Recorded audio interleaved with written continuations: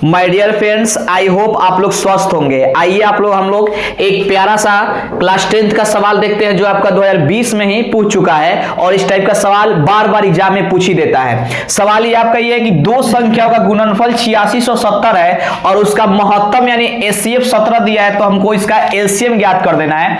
तो आप लोग को एक फॉर्मूला पता होना चाहिए सवाल अगर हम लोग को बनाना है। तो सवाल ये होता है, फॉर्मूला ये होता है कि एचसीएफ गुना एलसीएम बराबर पहली संख्या अगुना दूसरी संख्या।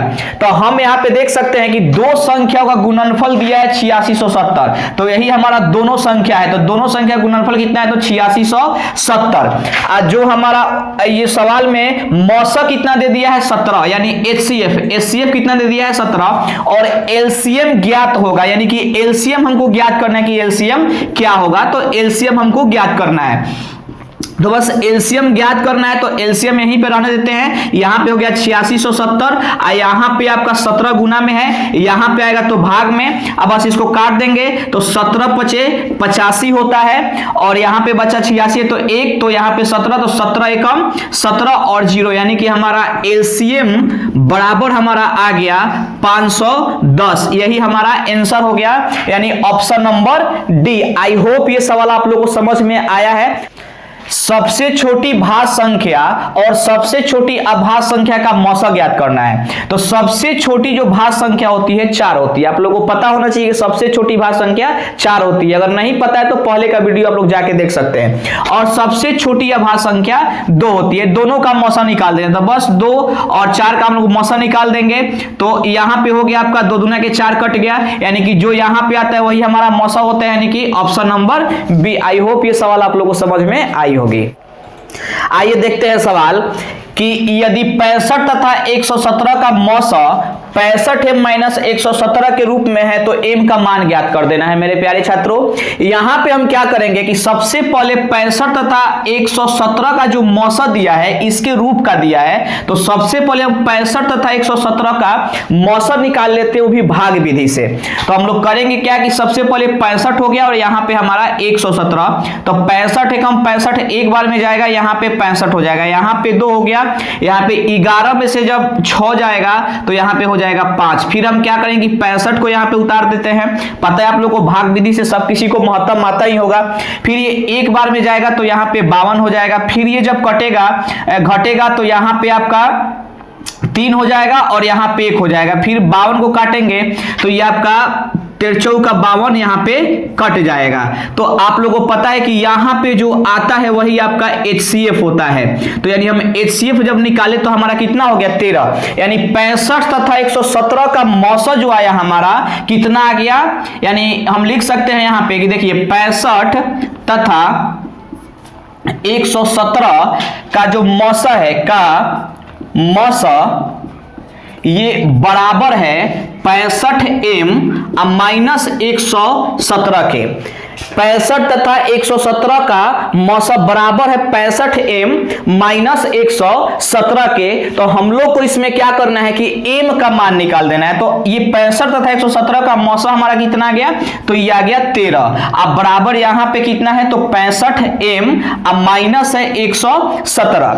अब हम लोग करेंगे क्या कि यहाँ पे हमारा 13 हो गया, 117 यहाँ पे माइनस में है, यहाँ पे आएगा तो प्लस में हो गया, यहाँ पे बच गया 65 m। इसको जब हम जोड़ेंगे तो 7 3 10 हो जाएगा, 1 1 2 1 3 हो जाएगा और यहाँ पे 1 हो गया, यानी यहाँ पे हो गया 65 m। अब हम क्या करें कि 130 m जो है 65 जो है यहाँ पे गुना में है, यहाँ पे आएगा तो भाग में हो जाएगा, यहाँ पे हो गया m। 65 से इसको काटेंगे 130 को तो 2 बार में कट जाएगा, यानी m बराबर 2 हो जाएगा। आई होप ये सवाल आप लोगों को समझ में आई होगी, यानी कि हमारा ऑप्शन नंबर 2 हो जाएगा। आइए हम लोग ये दूसरा नंबर सवाल देखते हैं कि कैसे बनेगा। 272 तथा 1032 का मौसा निकालें, यानी महत्तम निकालना, यानी एचसीएफ निकालना है। तो सबसे पहले हम क्या करेंगे कि 272 का गुणनखंड निकाल देंगे। आई होप सब किसी को गुणनखंड निकालने आता होगा, ऐसे हम लोग देख लेते हैं। तो जैसे हम 272 का गुणनखंड निकालेंगे तो सबसे पहले इसको 2 से काटेंगे। तो जब 2 से काटेंगे तो हमारा 2 एकम 2 2 3 6, यहाँ पे 2 छक्का 12 हो जाएगा। फिर 2 से काटेंगे तो 2 छक्का 12 2 8 16 हो जाएगा। फिर 2 से काटेंगे यहाँ पे, तो 2 3 6 और 2 चौके 8, ये फिर 2 से कटेगा तो ये 17 बार में कट जाएगा। फिर हम क्या करते हैं यहाँ पे कि 1032 का हम लोग गुणनखंड निकाल लेंगे। तो 1032 का जब हम निकालेंगे तो 2 5 10 हो जाएगा, 2 एकम 2, 2 छक्का 12 हो जाएगा। फिर 2 से निकालेंगे तो 2 दूना के 4 हो जाएगा, 2 5 10 और 2 8 16 हो जाएगा। फिर 2 से निकालेंगे 2 एकम 2, 2 दूना के 4, यहाँ पे 2 दूना के 4 हो गया, 2 9 18 हो गया। ये अब ये आपका 129 जो है 3 से कटेगा, तो 3 चौका 12 और तितरी का 9, अब ये नहीं कटेगा। तो हम यहाँ पे क्या किए हैं कि 272 का गुणनखंड निकाले। तो जब हम 272 का गुणनखंड निकाले हैं तो हमारा आ गया है 2 गुना 2 गुना 2 गुना 2 और आपका आ गया है 17, यानी हम देख रहे हैं 1 2 3 4 ठो 2 आया और 1 17 आया है। फिर जब हम 1032 का गुणनखंड निकाले हैं तो 1032 का निकाले तो 3 को 2 आया है, 2 गुना 2 गुना 2, अब फिर हमारा कितना है 3 आया है और फिर हमारा कितना आया है 43। और आप लोग को बताया गया है कि एचसीएफ निकालने के लिए हम लोग क्या करते हैं, तो बस ऐसे गुणनखंड निकाल देते हैं और दोनों में ये 272 और 1032 का जब हम गुणनखंड निकाले हैं तो देख लेंगे कि दोनों में कौन कौन ऐसी संख्या है जो कॉमन है। आप कॉमन को लिख के गुना करा देते हैं, हमारा आंसर आ जाता है। तो देख रहे हैं कि हमारा यहाँ पे 2 कॉमन है, फिर यहाँ पे भी दोनों में 2 कॉमन है और फिर यहाँ पे भी 2 कॉमन है। उसके बाद हम देख रहे हैं कि 2 और 17 और 3 और 43 का कॉमन नहीं है, तो उसको वैसे ही छोड़ देंगे। हमारा कॉमन क्या क्या है, तो 2 है, फिर यहाँ पे भी 2 है और फिर यहाँ पे भी 2 है। अब हम गुना करा देंगे, 2 दूना के 4 और 4 दूना के 8, यही मेरा आंसर हो जाएगा। आई होप ये सवाल आप लोगों को समझ में आई होगी। अगर आई है तो वीडियो को लाइक करें, चैनल को सब्सक्राइब करें, शेयर करें। धन्यवाद।